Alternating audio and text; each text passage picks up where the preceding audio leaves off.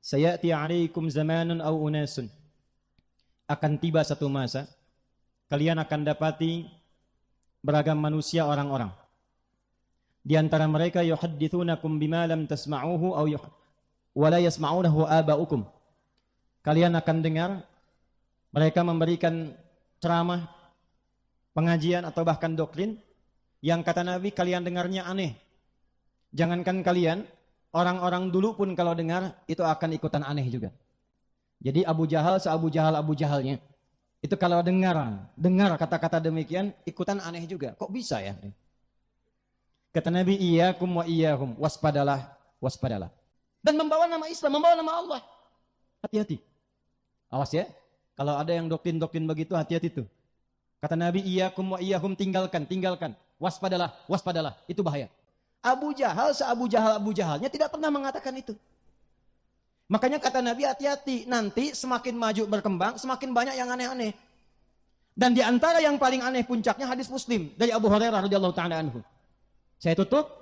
Atadrunal muflis, kata Nabi, tahukah kalian orang yang bangkrut di hari kiamat? Qalu, sahabat berkata, al-muflisu minna ya Rasulullah, al-muflisu fina ma la dirham lahu wa la mata'. Menurut kami yang tak punya uang sesen pun, tak ada aset sedikit pun. Perhatikan, secara ekonomi rogis. Tapi kata Nabi, al-muflisu min ummati. Ada orang akan bangkrut di akhirat, dia mengaku umatku. Nabi tidak mengatakan umatnya Musa, umatnya Isa, umatku, ngaku umatnya Rasulullah. Ya'ti yaumal qiyamati bi salatin. Dia datang di hari kiamat dengan bekal-bekal pahala salat yang banyak dia kerjakan di dunia. Nakirah itu banyak, di salatin, rajin salat. Meningkat salatnya. Wasiyamin, rajin puasa. Wa zakatin, sebagian bahkan senang zakat, sedekah. Cuman sayang, wa ya'ti qad syatama hadza. Anehnya di umat ini, di masa ini, dia rajin salat saat yang bersamaan.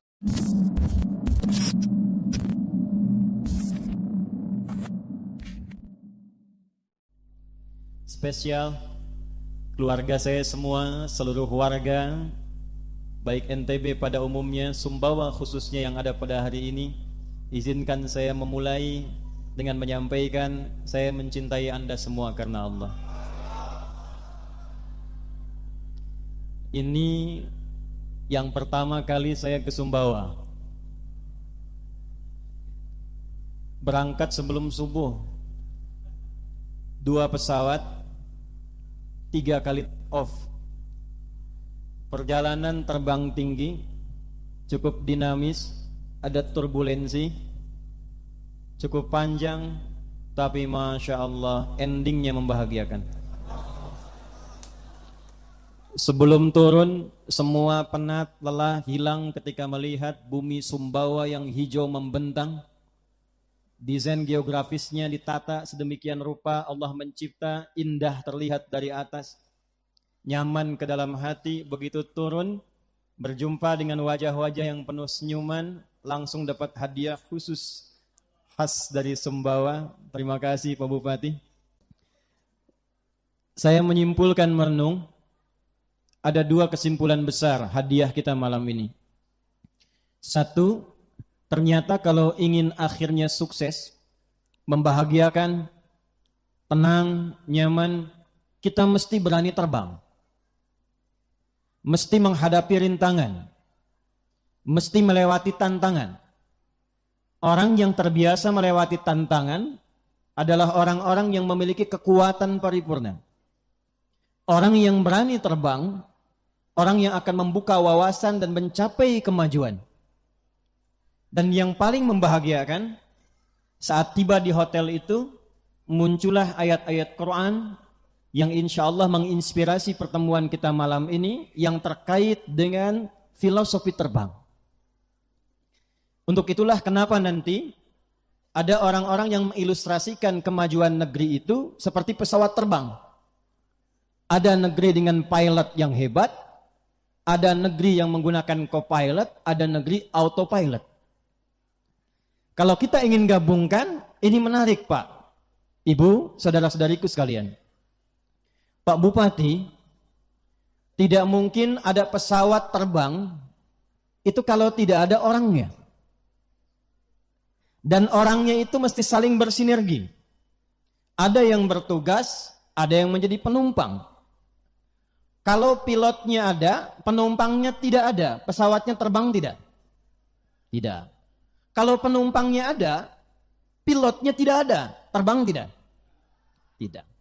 Pilot ada, penumpang ada, landasannya tidak ada, terbang tidak? Pilot ada, penumpang ada, landasan ada, yang ngatur penerbangan ATC-nya tidak ada, terbang tidak? Tidak. Jadi untuk terbang, untuk menemukan sesuatu yang baru, untuk mendapatkan sesuatu yang luas, pengalaman bagus, mendapatkan kemegahan, melihat semua hal dengan jelas, maka mesti ada kumpulan orang-orang yang bersinergi dengan profesi yang berbeda-beda. Di Al-Quran semua itu disebut dengan umat namanya. Jadi kalau satu negeri ingin maju, Sumbawa 64 tahun, ingin maju, ingin menginspirasi, ingin jadi negeri yang hebat, kabupaten yang berkembang berkemajuan, maka syarat pertama mesti ada umatnya. Mesti ada penduduknya yang datang kompak, punya satu tujuan, visi dan misi yang sama. Umat namanya. Apa namanya? Dan inilah pembuka yang Allah sampaikan dalam Al-Quran. Jadi begitu disebutkan Ustadz, Sumbawa milad yang ke-64. Turun dari pesawat, yang muncul pertama kali itu kata umat. Quran surah ketiga ayat 104. Wal takum minkum ummah. Jadi kalau Sumbawa ingin maju, Sumbawa ingin berkembang, Sumbawa ingin mencapai peradaban, pertama mesti ada umatnya dulu. Alhamdulillah 509.234 jiwa, 24 kecamatan, 8 kelurahan, 157 desa. Umat Sumbawa. Sudah ada umatnya Pak Bupati ini. Penumpang lengkap. Sekarang kalau penumpangnya lengkap, maaf, tujuannya nggak ada. Pesawat kalau kita naik nggak ada tujuan, mungkin terbang tidak? Maka teruskan ayatnya. Wal takum minkum ummatu yad'una ilal khair. Mesti ada tujuan. Mau kemana pesawat itu dikemudikan? Di mana landingnya? Apa tujuannya? Maka yang pertama dilakukan kata Al-Quran, semua warga Sumbawa itu kalau kita tarik ke Sumbawa, mesti kompak bersinergi untuk mencapai tujuan yang sama. Mesti punya visi. Karena itu ketika saya turun, pertama yang saya lihat, Sumbawa Samawa. Itu tujuannya. Ada berkito, syara berkito kita, Allah. Itu tujuannya. Jadi 509.234 orang itu yang masuk ke pesawat Sumbawa itu, tujuan akhirnya landingnya Samawa. Yada'una ilal khair, semua mesti kompak. Betapapun penumpang pesawat berbeda-beda, fungsinya tidak akan sama, tapi tujuannya mesti sama. Jadi kalau satu pesawat tujuannya berbeda, nggak akan pernah nyampe pesawatnya.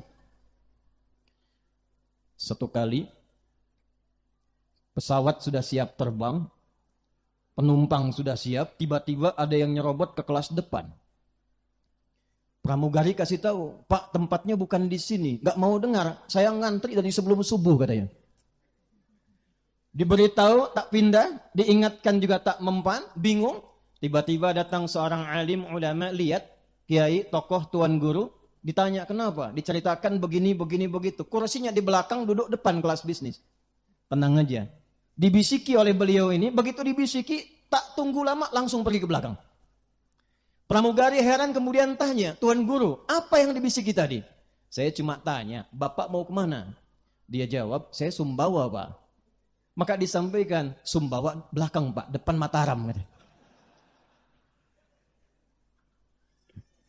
Kalau yang satu pengen ke Mataram, yang satu ke Sumbawa, yang lain ke Dompu, yang lain ke Bima, tujuan berbeda, tak mungkin pesawat bisa landing dengan sempurna. Maka semua penumpang ketika masuk ke satu pesawat namanya Sumbawa, mesti sepakat. Semua warga Sumbawa, visi akhirnya landingnya Samawa. Sepakat? Setuju? Kalau sudah sepakat, ya'muruna bil ma'ruf. Ingat, di Quran itu ada tayyib, ada khair, ada ma'ruf, ada ihsan, ada soleh. Diterjemah mushaf, diterjemahkan dengan kalimat yang sama, tapi penekanannya beda. Kalau tayyib itu kesehatan fisik. Orang kalau makannya sesuai kebutuhan, fisiknya sehat, orang Arab tanya, kaifa haluk? Alhamdulillah ana tayyib. Artinya, fisiknya sehat, kuat, dan baik. Quran surah kedua Al-Baqarah ayat 168. Ya ayyuhan nasu kulu mimma fil ardi halalan. Kalau makan dapatkan dari yang halal, konsumsi yang menyehatkan, yang baik-baik. Enggak semua yang enak-enak mesti dimakan kalau tidak menyehatkan. Duren enak. Duren satu panci sakit. Madu Sumbawa bagus. Makan madu, minum madu baskom penyakit. Halalan thayyibah. Tapi tidak semua yang thayyib fisiknya itu punya visi, punya sifat yang baik, punya khair. Kan ada orang namanya thayyib, dia sehat, dia baik, tapi 2 kali puasa, 2 kali lebaran nggak pulang-pulang tuh.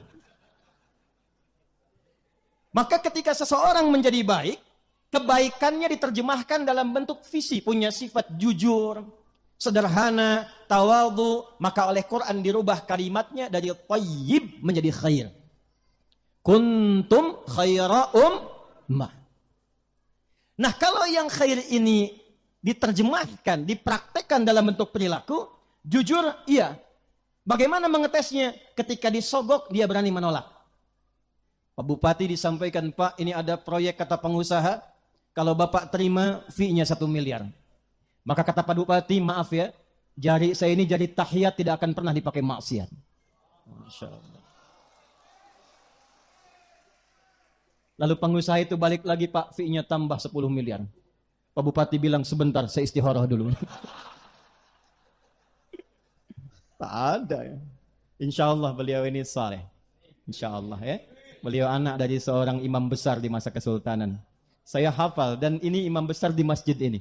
Lahirnya 10 April 1956, saya hafal itu.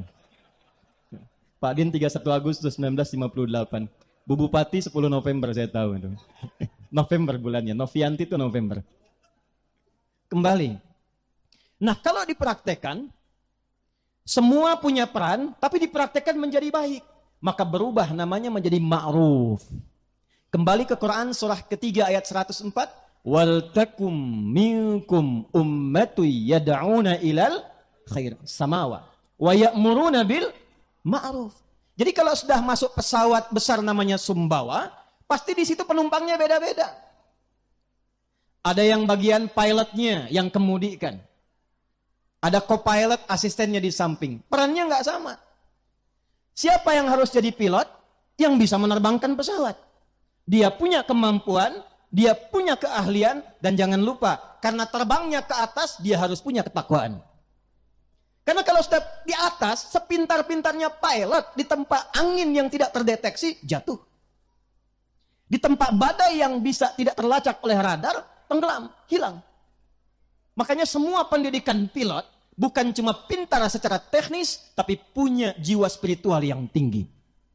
Maka kalau kita ingin menerbangkan negeri Sumbawa menuju baldatun thayyibatun wa rabbun ghafur, maka pilotnya bukan hanya pintar, birokratnya bukan hanya pandai, tapi juga dekat dengan Allah Subhanahu wa taala.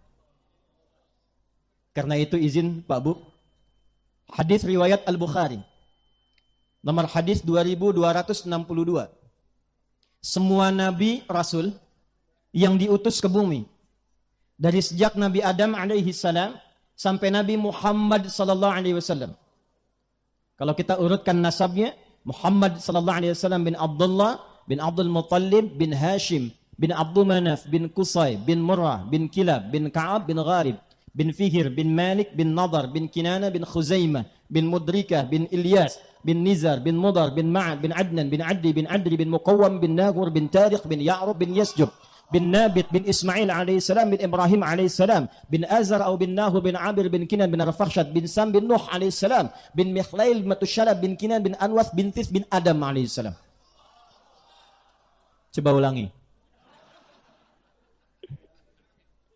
Nah, itu kalau diurutkan nasabnya, kata Nabi di Al-Bukhari nomor hadis 2262, Qad ba'atsallahu nabiyyan aw ma ba'atsallahu nabiyyan illa ra'al ghanam. Atau kama qala Rasulullah sallallahu alaihi wasallam. Enggak ada seorang nabi diutus untuk menjadi pilot umat, pembimbing umat, qaidul ummah, kecuali dilatih dulu oleh Allah. Apa di antara pelatihannya? Menggembala kambing. Enggak ada nabi kecuali pernah menggembala kambing. Saya penasaran Pak, Ibu, dengan hadis ini. Saya datangi tempat kambing langsung ke kaki bukit. Saya lihat karakteristik kambing. Allahu Akbar. Ternyata kambing itu kalau mengembik saja, itu ada 3 jenis embikan kambing. Ada berapa jenis? Lapar.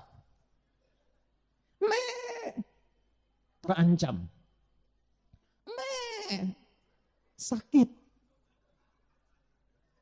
Sering-sering bergaul dengan kambing, ternyata paham kapan kambing itu sakit, kapan kambing itu lapar, kapan kambing itu terancam. Dimengertilah kenapa pemimpin itu idealnya, awalnya pendidikannya didekatkan kepada kambing, sehingga dia tahu suara rakyat.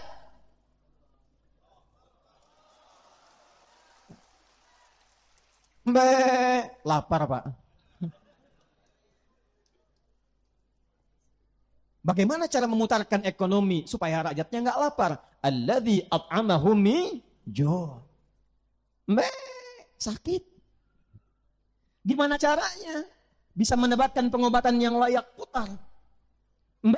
Terancam, ada konflik. Bagaimana menyelesaikannya? Kambing. Jadi pilot itu nggak sembarangan. Ada tuntutannya, ada pendidikannya, dan ada hisab di hadapan Allah Subhanahu wa Ta'ala. Karena itu, ketika pilotnya, bupatinya, wabubnya, forkompindanya dengan satu pesawat yang sama, tujuan yang sama, membangun ketakwaan kepada Allah, maka turun kemudian ayat dalam Al-Quran, surah ke-7 Al-A'raf ayat 96. Walau anna ahlal qura amanu wattaqau lafatahna alaihim barakatim minas samai wal.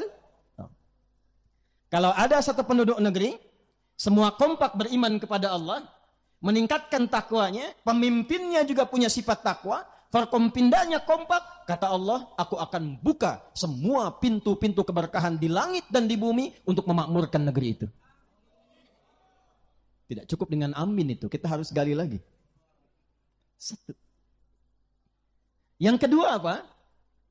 Nanti kita belajar ke sirah Nabi setelah ini. Maaf izin, saya tanya dulu, kita sampai jam berapa ini?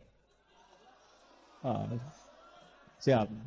Anda silakan sampai subuh, saya jam 10 pulang. Saya subuh dari Amalela insya Allah. Ya. Ini baru muqaddimah, kita belum mulai ini. Ya, tenang, kita belum mulai ini. Yang kedua, semua mesti mengerti perannya. Nanti ada pilot, ada co-pilot. Belakangnya ada siapa? Ada pramugarinya.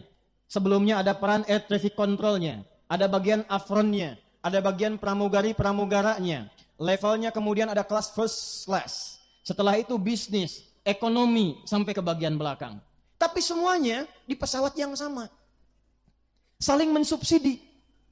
Maaf, pilotnya hebat, kemampuan tinggi. Tapi tidak mengikuti panduan dari ATC, nggak akan sempurna terbangnya.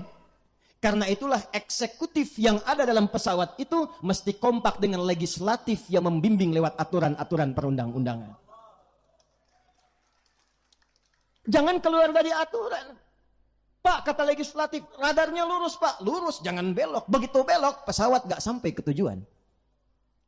Tapi juga legislatif jangan usil. Sudah tahu radarnya lurus, dibelokin sama legislatif, belok ke tujuan. Maka kalau tempatnya pengen makmur, pengen bagus, legislatifnya yang membuat perundang-undangannya, membuat aturannya, mesti kompak dengan eksekutifnya, kita punya tujuan samawa. Kita punya arah yang sama. Kita kompak terbang, supaya terbangnya nyaman, landingnya tenang. 2. 3. Maaf, biasanya kalau first class, VVIP, kelas bisnis, yang naik penumpang itu siapa? Penumpangnya siapa? Maaf, saya tanya sebentar. Pejabat atau pengusaha? Pengusaha. Karena itu disebut kelas bisnis karena kebanyakan adalah di belakang pejabat ada pengusahanya. Tapi ketika naik, tiketnya dengan kelas ekonomi beda tidak? Mahal tidak? Mahal. Karena itu pengusaha ketika membeli tiket mahal bukan hanya untuk mendapatkan fasilitas, tapi supaya bisa mensubsidi ke bawahnya sehingga afturnya mudah untuk dibeli, kelas ekonomi bisa naik pesawat yang sama. Tapi sehebat-hebatnya pengusaha, dia nggak boleh masuk kokpit kemudian mengendarai pesawat. Itu dia. Sekaya-kayanya pengusaha, coba-coba masuk kendali pilot, megang setirnya pilot, jatuh pesawat. Karena itu yang kedua, nanti kita belajar, tenang, ini baru mukadimah. Pesawat bisa terbang, ada pilotnya, co-pilotnya, ada petugas forkompindanya dari pramugaranya, penjaganya, ATC legislatifnya. Setelah itu, supporter fondasi ekonominya. Kalau Sumbawa ingin maju, Sumbawa ingin mendapatkan inspirasi, bikin database Pak. Berapa pengusaha-pengusaha yang ada di sini? Sinergikan. Kalau perlu sekarang era digital, bikin digitalisasi. Dari UMKM sampai yang ke atasnya. Bikin aplikasi Sumbawa Samawa misalnya. Siapa yang jualan beras? Siapa yang jualan madu? Siapa yang jualan susu kuda liar? Siapa yang jualan kain tenun? Siapa yang jualan batik? Masukkan aplikasi, ketika orang Sumbawa membutuhkan sesuatu, klik, langsung membeli di Sumbawa. Dari orang Sumbawa, ekonomi berputar di dalamnya dan berkembang membangun kabupaten. Yang tidak ada di Sumbawa, baru kemudian keluar dari Sumbawa. Yang fasilitasi siapa? Yang datang siapa? Pebisnisnya. Jadi kalau semua kompak punya tujuan yang sama, sharingnya akan merata. Yang ketiga, agak cepat sebentar ya. Masyarakatnya. Rakyatnya.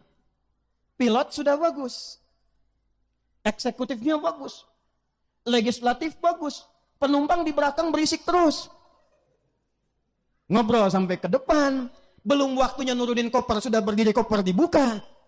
Belum saatnya buka sabuk pengaman, sudah dibuka. Pesawat goyang. Maka dari itu, mesti ada kekompakan dan sinergi antara pilotnya, petugasnya, plus para penumpang keseluruhan, termasuk rakyatnya.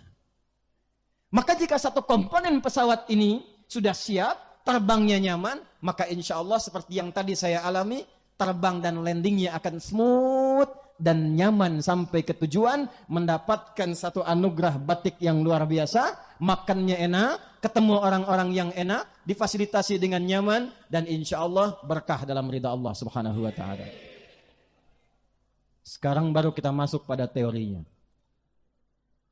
Tadi mukaddimah. Bapak Ibu sekalian, saya mau tanya sebentar. Nabi Muhammad sallallahu alaihi wasallam lahir di mana? Mekah. Hijrah kemana? Oh, salah kan? Itu baru dasar tuh. Lahir di mana? Mekah, betul. Hijrah kemana? Bukan. Oh, jangan maksa. Kalau tidak tahu katakan wallahu a'lam. Nabi Muhammad hijrah kemana? Sampai begini belum tahu wallahu a'lam. Hijrah Nabi itu bukan ke Madinah. Hijrah Nabi mulanya ke Yathrib. Kemana? Pertama, apa itu Yathrib? Yathrib itu Bapak Ibu, nanti kita tarik nih spiritnya, undang-undangnya dibawa ke Sumbawa dengan moto tadi. Yathrib itu nama dari salah satu umatnya, keturunan Nabi Nuh alaihi salam. Namanya Yathrib bin Qaniyah bin Mahlil. Dia salah satu yang masuk, bapaknya itu Qaniyah bin Mahlil. Umatnya Nabi Nuh masuk ke kapal besar Nabi Nuh, berlayar setahun 10 hari sampai reda kemudian banjirnya. Setelah merapat, Yathrib menyebar berpetualang dengan yang lain, menemukan satu tempat tinggal di situ. Dulu setiap orang tinggal menemukan tempatnya, maka tempatnya akan diberi nama dengan orang yang pertama kali menemukannya. Kan'an singgah di tempat wilayah dekat Palestina, diberi nama tempatnya dengan Kan'an. Yathrib singgah di satu tempat 400 km dari Mekah, jaraknya kurang lebih, maka tempatnya disebut dengan nama Yathrib. Tapi ingat, Yathrib sebelum Nabi hijrah, maaf sekali, tempatnya tidak ideal. Bukan seperti Mekah. Nanti kita akan lihat kenapa Allah menghijrahkan Nabi ke Yathrib bukan ke tempat lain. Bukan Taif yang dipilih yang sudah maju berkembang. Pertaniannya bagus, perkebunannya bagus, orangnya sudah tersusun rapi, sistemnya bagus. Hijrahnya ke Yathrib. Satu, ekonominya tertinggal bahkan jauh di bawah resesi Yathrib. Pasarnya berantakan. Yang menguasai cuma Yahudi. Harga bisa diatur, kapan pengen naik-naik, kapan pengen turun-turun. Konflik gak pernah selesai. Dua suku besar, Aus dan Khazraj, 600 tahun tidak pernah tuntas. Bila ada yang meninggal di Aus, wafat di Khazraj. Sakit di Aus, luka di Khazraj. Yathrib. Nabi itu diutus, diperintahkan hijrah, ternyata ke tempat yang belum siap. Ke tempat yang belum tertata. Allah ingin memberikan kurikulum kepada semua eksekutif, birokratif di masa depan, yang nanti akan dikumpulkan kurikulum ini oleh Al-Imam Al-Bukhari, diberi nama dengan Kitabul Imarah, bab tata kelola negara. Pindah kemudian ke Yathrib, diperintahkan untuk memberikan petunjuk bagaimana menata kota negeri dari yang tidak siap menjadi negeri yang berperadaban. Maka apa yang Nabi lakukan pertama kali? Sebelum berangkat ke Yathrib, Allah persiapkan beliau tim yang khusus terlebih dahulu. Maka dipilihkanlah oleh Allah 40 orang untuk mensokong misinya Nabi, dikenal dengan As-Sabiqunal Awwalun. 40. Berapa jumlahnya? Coba lihat pelan-pelan ya. Nanti kalau kita keluarkan skemanya dalam bentuk kurikulum hadis, Anda akan memilih Anda kira-kira akan menjadi siapa. Contoh, maaf, 1, ada di unsur militernya. Baik itu urusannya pertahanan atau Kamtibmas. Nanti sepeninggal Nabi ada 12.000 sahabat, level komandan ini 38 panglima, satu kemampuannya bisa menaklukkan Persia dan Romawi. Satu kemampuannya. Pelan-pelan, lihat baik-baik. Kenal Umar bin Khattab? Kenal di mana? Saya udah terbang-terbang jauh-jauh dari Amerika, landing di Jakarta, ke Sumbawa, ketemu orang kenal dengan Umar. Umar itu sebelumnya jenderal besar. Ada yang ahli strategi, ya tata kelola negara, namanya Amr bin As radhiyallahu taala anhu. Nanti Anda akan lihat Amr bin As ini di backup cuman bawa beberapa kelompok ekspedisi ke Afrika Utara, Mesir, Libya, Tunisia, Maroko, Aljazair, berakhir di Syam. Sekarang 4 negara, Lebanon, Yordania, Palestina, kemudian ada satu lagi Syria. Berhenti di situ, semua tempat yang dipijak itu berubah maju, berperadaban dan muslim. Dan Afrika Utara sejak saat itu jadi provinsi. Anda bayangkan, provinsi Afrika Utara. Gubernurnya nanti Musa bin Nusair, panglimanya Tariq bin Ziyad, dan dari Tariq ini bisa membawa peradaban sampai ke Eropa di Iberia. Pelan-pelan. Abu Bakar As-Siddiq pernah dengar? Abdurrahman bin Auf pernah dengar? Itu pebisnisnya. Dipilihkan oleh Allah, ini Abu Bakar, Uthman, ini Abdurrahman bin Auf, ini di bidang ekonomi. Umar, kemudian nanti Abu Ubaidah bin Al-Jarrah, kemudian nanti ada Khalid bin Walid, ini di bidang militer dan Kamtibmas. Siapa lagi nanti?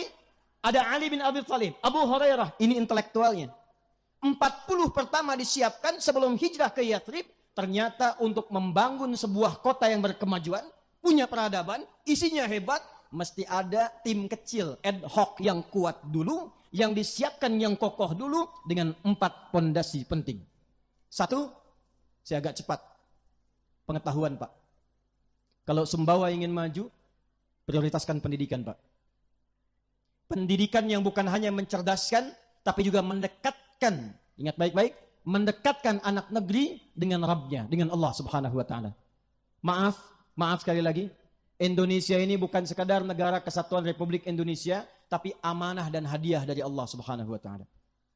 Perhatikan pembukaan Undang-Undang Dasar, atas berkat rahmat Allah yang Maha Kuasa, dan dengan didorongkan oleh keinginan. Dari dulu keinginan luhur ada untuk merdeka, tapi apa yang mewujudkannya? Atas berkat rahmat Allah yang Maha Kuasa. Karena itulah dasar negara kita yang pertama itu ketuhanan yang Maha Esa. Pasal 29 ayat 1, negara berdasar atas ketuhanan yang Maha Tujuan pendidikan pun keluarkan Undang-Undang Sisdiknas nomor 20 tahun 2002-2003 itu. Perhatikan yang bagian menimbang pasal B poin kedua itu. Perhatikan. Undang-Undang Dasar tahun 1945 mengamanatkan kepada negara, pemerintah untuk, perhatikan baik-baik nih, menyelenggarakan satu sistem pendidikan yang meningkatkan ketakwaan dan keimanan kepada Tuhan Yang Maha Esa. Jadi sebelum pintar, takwa dulu. Sebelum pintar, iman dulu. Sehingga ilmunya dibimbing oleh iman, ketika dibimbing oleh iman, ilmunya membangun, tidak mencelakakan. Saya baru pulang dari Amerika, pintar-pintar. Tapi karena imannya kosong, kriminal juga banyak, Pak. Mau nembak orang kapan saja, bisa tembak. Mau mabuk kapan saja, mabuk. Mau zina kapan saja, zina. Secara sistem rapi, secara personal hancur. Iman dan takwa. Baik, kita kembali lagi, pelan-pelan. 40 orang disiapkan, berangkat ke Yathrib. Nah, ini yang paling penting. Apa yang pertama diperintahkan oleh Allah kepada Nabi Sallallahu Alaihi Wasallam dengan tim ini untuk merubah Yathrib yang tidak ideal menjadi kota yang berperadaban. Satu, perintah Allahnya, perhatikan baik-baik. Akha bainal muhajirin wal ansar. Al-mu'akhat al-ukhuwah al-insaniyah wal-ukhuwah al-islamiyah. Allah perintahkan persaudarakan dulu semua masyarakat yang ada di Yathrib sehingga semua punya visi yang sama, punya soliditas, punya sinergi, kompak mencapai tujuan. Jadi maaf, kalau sudah kita punya keinginan 64 tahun Sumbawa, ingin maju, ingin hebat, penduduknya mesti kompak. Mesti solid. Jangan terpecah belah. Jangan saling mencaci. Jangan banyak bertengkar. Apalagi kalau terjadi di kalangan masyarakat-masyarakat yang sudah beriman. Maaf ya, maaf sekali lagi. Maaf sekali lagi. Di zaman jahiliyah, yang terpecah belah itu yang belum beriman. Ketika sudah beriman, semuanya bersatu. Di zaman jahiliyah, yang terpecah belah itu yang belum beriman. Ketika sudah beriman, semua bersatu. Jadi iman itu mempersatukan. Iman itu membawa cinta. Iman itu membawa kemajuan. Jadi kalau ada orang yang sudah beriman tidak senang dengan persatuan, tidak senang dengan kemajuan, dipertanyakan keimanannya. Ya lihat, Ali Imran ayat 103. Wa'tasimu bihablillahi jami'an wala. Ayat 103 dibuka dengan ayat 102. Panggilannya apa? Ya ayyuhalladzina amanu. Ya-nya disebutkan 361 kali dalam Al-Quran. Memanggil yang dekat, yang menengah, yang jauh. Ayyuha disebutkan 150 kali dalam Al-Quran. Ayyunya munada menguatkan, haknya tanbih mengingatkan. Alladzina disebutkan sebanyak 1080 kali dalam Al-Quran. Memanggil semua tanpa kecuali. Kata Allah, hei, yang menyatakan dirinya sudah beriman, saya enggak peduli laki-laki, perempuan, besar, kecil, profesinya apa, tinggal di mana, merasa dekat, merasa jauh, merasa tengah-tengah, saya panggil kalian semua. Apa panggilannya? Ittaqullaha haqqa tuqatih wa la tamutunna illa wa antum. Nah, kapan menjadi muslim? Ayat 103-nya. Wa'tasimu bihablillahi. Kata Allah, jangan terpecah belah. Bersatu semua. Dan persatuan itu ditandai dengan keimanan. Yang paling menarik, untuk menyatukan ini, Allah memberikan kurikulum bahkan dalam ibadah, sehingga semua nyaman bisa merasakan sesuai dengan pilihannya. Contoh, maaf ya. Maaf. Di sini kalau subuh ada yang kunut? Kunut. Ada yang tidak kunut? Ada. Yang kunut betul, yang tidak kunut betul, yang salah, yang tidak sholat subuh. Zaman Nabi yang kunut ada? Ada. Yang tidak kunut ada? Ada. Tapi nggak ada yang tidak sholat subuh. Kenapa? Karena ternyata setelah dipelajari dalam fikih, ini saya akan tunjukkan sesuatu yang penting. Karena informasi yang saya terima, 99,99% penduduk di Sumbawa ini Muslim. Betul? Betul? Maka saya ingin lihat, nanti saya tanya Pak Kapolres, Pak Dandim ini. Muslim betulan atau Muslim KTP? Kalau Muslim betulan, nggak akan ribut. Muslim betulan, nggak akan banyak berselisih. Muslim betulan, pasti kompak. Muslim betulan, pasti semangat mengaji, semangat belajar. Maka apa yang pertama Allah berikan kepada Nabi Muhammad SAW? Perhatikan, satu manhaj. Apa namanya? Manhaj itu kurikulum kehidupan yang umum. Dan disusun langsung oleh Allah, disampaikan lewat firman-Nya untuk diteruskan, diajarkan oleh Nabi Muhammad SAW. Masya Allah, ternyata manhaj itu disesuaikan oleh Allah sesuai dengan kemampuan hamba-Nya. Kalau kita mampu satu cara, maka ditunjukkan satu cara, satu dalil, satu petunjuk, gak ada bedanya. Contoh, kalau kita sholat takbir, apa bacaannya? Allahu Akbar. Pernah dengar ada orang takbir mengucapkan Allahur Rahman ada? Allahur Rahim ada? Satu cara, satu dalil. Allahu Akbar. Tapi kalau manusianya tak sanggup melakukan dengan cara yang sama, dengan cara yang tidak serupa, maka Allah berikan perbedaan dalam penunaiannya supaya semua bisa menunaikan sesuai dengan kemampuannya. Contoh, ada dari segi bacaan. Ada dari segi apa? Quran turun berapa riwayat? Ini ada Ustadz Hasibuan nih. Qori luar biasa nih, Masya Allah. Quran turun apakah satu riwayat? Tidak. Quran turun dengan 7 riwayat. Bahkan nanti ada 10 riwayat. Ternyata riwayat ini bukan sekedar cara baca yang beda. Karena di Arab itu sukunya banyak, lisannya berbeda. Ada yang gak bisa baca A, bisanya saja. A, ana, ane, anta, ente. Ada. Sehingga ketika turun surat Wadduha, ada yang gak bisa Wadduha, bisanya Wadduhe. Wadduha, Wadduhe. Wallaili idha saja, wallaili idha saja. Ma wadda'aka rabbuka wa ma qala, ma wadda'aka rabbuka wa ma qala. Walalakhiratu khairul laka minal ula. Walasawfa yu'tika rabbuka fatardi. Saya baca wadduha, Anda tertawa. Saya di Afrika, saya bacain wadduha. Ada yang ketawa karena dia gak bisa A, bisanya Itu dipaksa-paksa sampai kiamat kurang 2 hari, gak bisa. Terus sekarang wilayah Palestina, wilayah Syria, Libanon, itu pakai imalah semua. Madrasah. Mungkin Betawi dari sana tuh belajarnya tuh. Turun riwayat pakai Ada yang lebih ekstrim lagi. Nggak bisa sin, bisanya sod. Ihdinas siratal mustaqim. Riwayat Qalun sin. Ada yang nggak bisa sin, Allah turunkan pakai sod. Muhammad SAW ajarkan pakai sod. Ihdinas siratal mustaqim. Sod, hafaz dari Asim. Yang dahsyat, ada yang nggak bisa sin, nggak bisa sod, bisanya zai. Sin, z.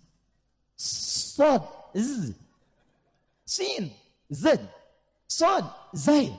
Maka turunlah riwayat nanti menggunakan zai. Ihdinas siratal mustaqim. Jadi ternyata ketika Allah turunkan, dibimbing sesuai kemampuan kita. Bukan untuk berselisih. Yang benar sin, tidak. Yang benar sod, bukan.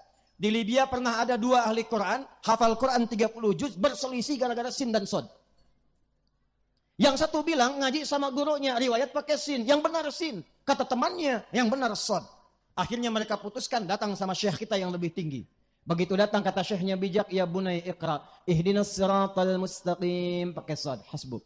Ya bunai iqra, kamu baca. Ihdinas siratal mustaqim. Pakai sin, hasbuk. Kalian berdua salah. Yang benar, ihdinas siratal mustaqim. Pakai zal. Syekhnya ingin mengajarkan, kalau kamu walaupun sudah hafal Quran 30 juz, 1 riwayat, kamu hafal Quran dengan 1 riwayat, jangan bertengkar dulu. Mungkin di atas kalian ada yang lebih tinggi, jadikan itu sebagai kemudahan untuk beribadah. Itu poinnya. Jadi kalau kita paham fikih seperti ini, maka kita bisa memilih. Saat kita memilih, itulah pilihan kita, disebut dengan madhab namanya. Apa namanya? Singkatan dari madhaba ilaihi. Apa yang cenderung untuk dipilih disingkat menjadi mazhab. Contoh, Bismillahirrahmanirrahim, hadisnya ada 70. Cara bacanya ada 4. 1 jahra. Bismillahirrahmanirrahim, jahar. Yang kedua silent. Bismillahirrahmanirrahim. Kalau sudah silent, jangan dekatkan kepada mikrofon supaya makmum dengar. Bismillahirrahmanirrahim. Itu sama aja jahar. Yang ketiga, nggak dibaca sama sekali. Alhamdulillahi Rabbil Alamin. Yang keempat, riwayat Abu Hurairah di Al-Bukhari. Baca rakaat pertama dengan jahar, Bismillahirrahmanirrahim. Rakaat selanjutnya tidak dibaca sama sekali. 70 hadis, 4 cara. Tapi kan kalau kita mau sholat, nggak mungkin praktekkan keempat-empatnya. Besok saya subuh, saya ingin sesuai sunnah, selengkap mungkin. Saya bacakan keempat-empatnya. Bismillahirrahmanirrahim. Bismillahirrahmanirrahim. Nggak dibaca sama sekali. Kita harus pilih salah satu. Makanya Imam Abu Hanifah, kata Imam Abu Hanifah dan Imam Malik, saya nggak pilih Bismillahirrahmanirrahim dijaharkan, saya nggak baca. Maka di mazhab Maliki, mazhab Hanafi, Alhamdulillahi Rabbil Alamin. Maka dikenal pilihannya mazhab Hanafi yang dipilih oleh Imam Abu Hanifah. Imam Syafi'i, kalau nggak ada yang pilih jahar, nanti nggak ada yang baca jahar. Sementara riwayatnya ada. Maka beliau mempopulerkan yang jahar. Bismillahirrahmanirrahim. Pilihan Al-Imam Asy-Syafi'i, mazhab Syafi'i. Imam Ahmad, muridnya Imam Syafi'i. Yang jahar ada. Yang dibaca kencang ada. Yang nggak dibaca ada. Ada riwayat satu lagi. Dibacanya silent. Maka beliau pilih yang sir. Bismillahirrahmanirrahim. Alhamdulillahi Rabbil Alamin. Maka dikenal dengan mazhab Hambali. Maka ketika dipilih, ini bukan kelompoknya Syafi'i, bukan kelompoknya Ahmad bin Hanbal, bukan kelompoknya Maliki, bukan kelompoknya Hanafi. Yang ada adalah semua dari Nabi, tapi dipilih salah satu untuk memudahkan bacaan kita sesuai jalur yang Nabi tunjukkan kepada kita. Jadi jangan disimpulkan kalau ada imam ngimamin di sini tiba-tiba Bismillahirrahmanirrahim. Jahar. NU nih. Alhamdulillahi Rabbil Alamin. Muhammadiyah. Saya tugas di Saudi 2010, Prof. Tugas pertama menyambut jamaah. Begitu sampai Masjidil Haram salat Isya yang ngimamin Syekh Sudais. Mazhabnya Hambali, bismillahnya sir. Tiba-tiba membukanya dengan kalimat, dengan bacaan Alhamdulillahi Rabbil Alamin. Itu komentar makmum samping saya, iki imamnya Muhammadiyah loh. Muhammadiyah cabang Masjidil Haram. Bayangkan. Jadi kalau ini diajarkan sempurna, insya Allah yang NU kompak, Muhammadiyah kompak, NU, Muhammadiyah, Al-Wasliyah, Al-Khairat, duduk semua bangun Sumbawa. Dan semua bersaudara.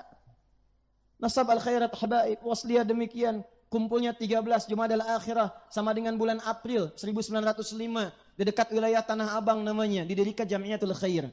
1905 kedatangan seorang syekh besar namanya Syekh Ahmad Surkati. Sur artinya ahli, kati artinya kitab. Asalnya di Sudan, tinggal lama di Mekah.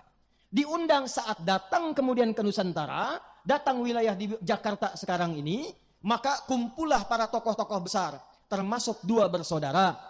Di antara saudara itu ada yang bernama Muhammad Darwish. Muhammad Darwish nama asalnya. Nanti punya saudara jauh namanya Kiai Haji Muhammad Hashim bin Asy'ari. Dua-duanya itu saudara jauh, nasabnya nyambung di Sunan Giri.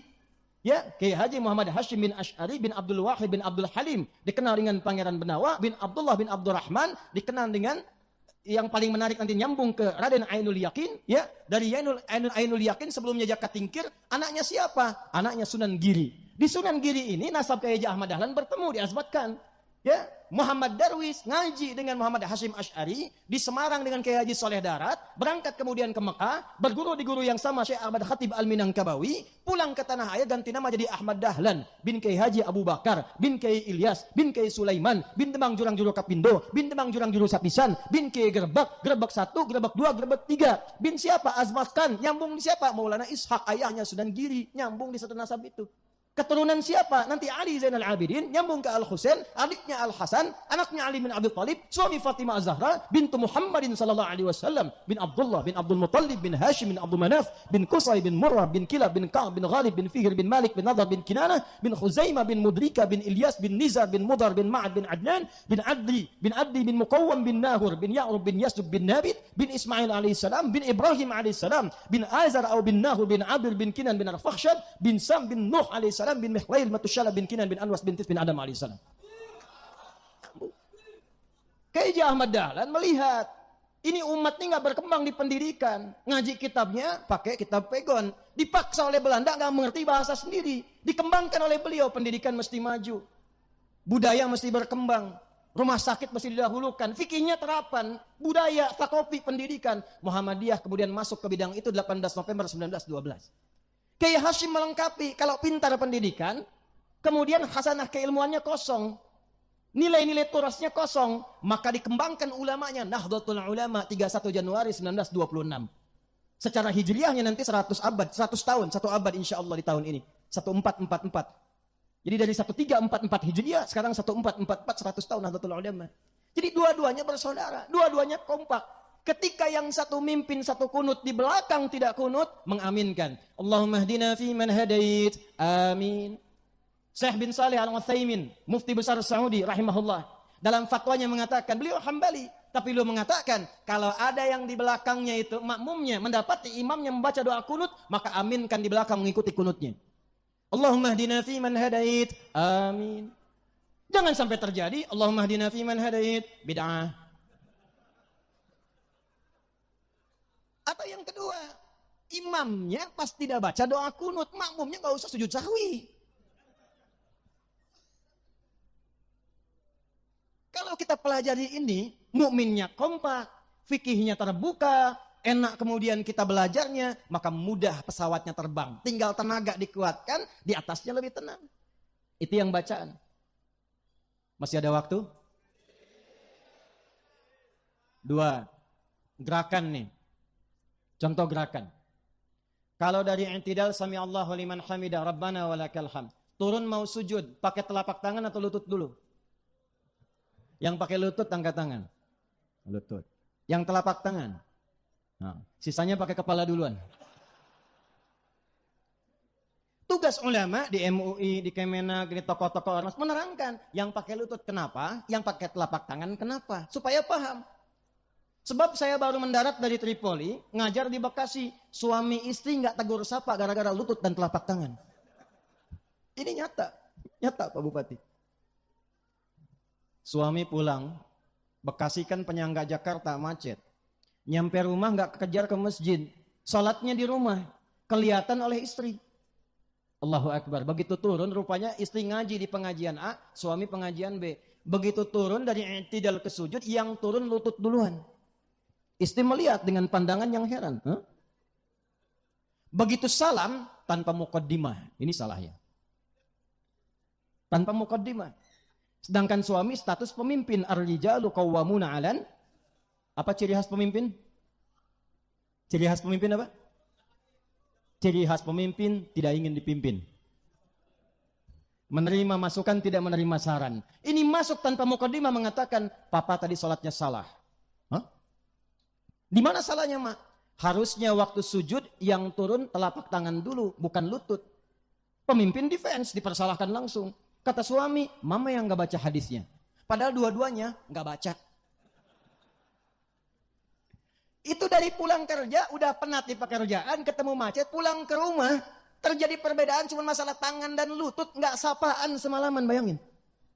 Besoknya datang ke kami untuk bertanya, masih senggang kita masih bisa terima ngobrol-ngobrol. Begitu saya jelaskan, kenapa Pak Ibu? Saya bilang, Pak, Ibu, yang Bapak pakai lutut, itu ada di kitab Sunan Abu Daud, nomor hadis 838. Ini kitabnya, paling kanan sebelah bawah, rawinya Wa'il bin Hujur. Ibu yang pakai telapak tangan, cuman beda 2 nomor, Bu. Nomor hadis 840. Nih paling kiri sebelah atas, rawinya Abu Hurairah. Oh, gitu toh Pak Ustadz. Tapi pertanyaannya begini, kenapa di hadis itu dicontohkan 2 dan redaksinya unik? Idza sajadta fala tasjud kama yabrukul ibil. Faliyadha rukbataika qabla yadaik. Kalau engkau mau sujud, jangan sujud seperti duduknya unta. Dahulukan lututmu sebelum telapak tanganmu. Itu riwayat Wa'il yang bin Hujur radhiyallahu taala anhu. Riwayat Abu Hurairah, idza sajadta aw kama qala Rasulullah sallallahu alaihi wasallam, fala tasjud kama yabrukul ba'ir. Falyadha yadayka qabla rukbataik. Kalau engkau sujud, jangan sujud seperti duduknya unta. Dahulukan telapak tanganmu sebelum lututmu. Kalau Anda ngajinya hanya versi terjemah, yang belajar tasrifnya adalah tabayatubu yutuban, fasbakayu fasbiku facebookan, tarjamayu tarjimu terjemahan, itu pasti potensi akan khilaf. Yang benar telapak tangan, yang benar lututnya, mana yang benar di antara itu? Ternyata Allahu Akbar, rahasianya Afala yanzuruna ilal ibili kaifa? Kenapa ibil? Kata Quran, hei, kenapa enggak riset unta? Disebutkan ibil. Untanya Nabi Saleh, hatta naqatallahi wasuq. Ya, fakadzabuhu fa'a. Kenapa naqah? Hatta yalijal jamalu fis samil. Kenapa jamal? Kenapa ba'ir? Maka saya temukan rahasia itu ketika mengajar di Tripoli. Saya punya komunitas tafsir. Ini bisa ditiru nih di Sumbawa nih. Jadi kami mengeluarkan hewan di Quran untuk diriset. Prakteknya di kebun binatang. Jadi ada kelompok kera, kelompok unta, kelompok gajah, dan beberapa kelompok yang lain. Kenapa Yahudi dikutuk jadi kera? Itu ada hikmahnya nanti. Kenapa bukan tikus? Nanti ada hikmahnya. Saya langsung masuk ke unta saja. Ternyata kalau ibil itu unta umum tanpa tunggangan. Dan ketika diriset, unta itu ternyata, saya tanya dulu nih, unta punya berapa kaki? Baik, saya ulangi, berapa kaki? Salah. Unta punya 2 kaki. Yang depan itu tangannya, yang belakang kakinya. Betul, ini yang bicara pawang unta. Begitu kami tanya, kan unta itu 2 kakinya, 2 tangannya. Yang depan itu tangannya, belakang kakinya. Unta itu punya selaput di matanya untuk menahan badai. Jadi kalau sedang badai di padang pasir, unta tinggal nutup pakai kacamata selaputnya, dia lewat begitu aja. Anda mau pakai Lamborghini, Ferrari, macam-macam, mogok Anda, unta lewat, lihat aja jalan. Unta. Unta punya tembolok bisa menampung air minum di punduknya sampai nggak minum sebulan. Unta. Tapi ibil, unta yang belum punya beban, tangannya depan 2, kakinya belakang 2. Ba'ir itu unta yang sudah ada beban, biasanya di atasnya barang dagangan, kalau enggak tunggangan. Ternyata tipikalnya beda. Kalau dia tidak punya beban, maka yang dilipat yang pertama itu depannya, tangannya. Baru kemudian kaki belakangnya. Kalau dia punya beban karena berat, maka yang dilipat pertama lututnya ke bawah, baru depannya. Maka pahamlah kita hadis Nabi tadi. Wa'il bin Hujur masuk Islam lebih dulu dibandingkan dengan Abu Hurairah radhiyallahu ta'ala anhu. Abu Hurairah masuk Islam 3 tahun sebelum Nabi meninggal. Wa'il di awal, Nabi masih sehat. Perang Badar ikut, Uhud ikut. Lututnya masih sehat. Maka ketika dilihat oleh Wa'il, beliau turun dari i'tidal ke sujud, lutut lebih dulu karena masih sehat. Tapi ketika Abu Hurairah masuk Islam, usia Nabi 60 tahun. 3 tahun sebelum meninggal kurang lebih 63 tahun. Saya tanya, biasanya kalau penyakit-penyakit senior sepuh, yang terserang pertama kali apanya? Lututnya. Makanya di riwayat-riwayat hadis tentang sholat, ketika Nabi semakin sepuh, beliau kadang pakai tongkat. Kadang nyender-nyender di samping dinding, karena lututnya bermasalah. Itulah yang menyebabkan ketika turun dari i'tidal ke sujud, Abu Hurairah melihat mendahulukan telapak tangan dibanding lutut, karena lutut bermasalah. Maka muncullah di ilmu hadis namanya al-jam'u wa taufiq. Gabungkan 2 hadisnya, lihat isyaratnya. Oh, ini kemudahan dari Nabi. Yang punya lutut bermasalah, silahkan gunakan telapak tangan. Jangan menyimpulkan tuanya. Karena al-hukmu al-ibratu bi'umumil lafzi, la bi khususis sababi. Bukan karena sebabnya, keumuman lafadznya. Jadi jangan iseng-iseng. Di sini ada anak muda, begitu turun, dia i'tidal ke sujud, dia dahulukan telapak tangannya. Anda katakan, tua dia. Tidak. Mungkin lututnya bermasalah. Dia main bola, dia kena cedera. Yang punya masalah di lutut, gunakan telapak tangannya. Kalau paham begitu, nggak ada yang bid'ah. Yang salah yang pakai kepala duluan tuh. Itu. Jadi ngaji kita perdalam dulu. Jangan sampai di dalamnya kita sibuk saling berpecah belah. Kita ingin Sumbawanya maju, kita lupa bahwa perbedaan itu diberikan kepada kita untuk dipelajari supaya memudahkan kita dalam berkehidupan, bukan supaya berselisih dan membangun perpecahan di antara umat manusia. Jelas sampai sini? Yang ketiga, ini yang terakhir. Yang ketiga yang terakhir. Baik, pelan-pelan, lihat sini, fokus. Di Sumbawa ini ada non-muslimnya tidak? Ada non-muslimnya? Ada non-muslimnya? Ada. Saya tadi lewat, saya tanya, di sini apa Pak? Oh ini Ustadz. Semakin ke arah barat ini nanti ada saudara kita yang Hindu. Semakin ke timur nanti sampai ke NTT ada saudara-saudari kita yang Kristen, Nasrani. Di sini ada etnisnya yang